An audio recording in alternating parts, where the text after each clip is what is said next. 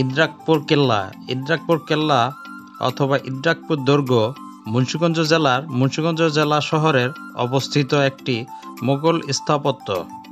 বাংলার সুবেদার ইসলাম খাঁ অথবা মীর জুমলা ১৬৬০ শতকের দিকে জাহাঙ্গীরনগর বর্তমান ঢাকাকে পর্তুগিজ বা মোগ জলদস্যু থেকে রক্ষা করতে ৩টি স্থানে ৩টি জলদুর্গ তৈরি করে। মুন্সিগঞ্জ জেলা সদরের ইছামতি নদীর পশ্চিম তীরে ইদ্রাকপুর নামক স্থানে দুর্গটি নির্মাণ করেন। সুড়ঙ্গপথ ঢাকার লালবাগ দুর্গের সাথে এই দুর্গের যোগাযোগ ছিল। কেল্লাটির ৩টি কিলোমিটারের মধ্যে ইছামতি, ধলেশ্বরী, মেঘলা এবং শীতলক্ষ্যা নদীর অবস্থান।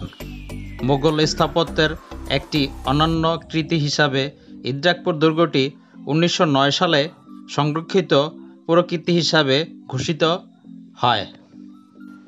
মোগলরা যখন বাংলাদেশে তাদের প্রতিরক্ষা ব্যবস্থা জোরদার করার চেষ্টা নেয়, তখন দেখতে পায় বাংলার ১২ ভূঁইয়া প্রতিকূল নদীবেষ্টিত জনপদ ছাড়া তাদের আরেক শক্তিশালী প্রতিপক্ষ হল মোগ পর্তুগিজ গোলন্দাজ জলদস্যু, যা কিনা মেঘনা নদী দিয়ে বঙ্গোপসাগর থেকে এসে মূল ভূখণ্ডে লুটতরাজ করত। ধারণা করা হয় সুবেদার ইসলাম খান বাংলায় মোগল নৌবাহিনীকে শক্তি করার প্রতিক্রিয়া শুরু করেন এবং একজন নৌপ্রধান মীর বাহার নিয়োগ করেন।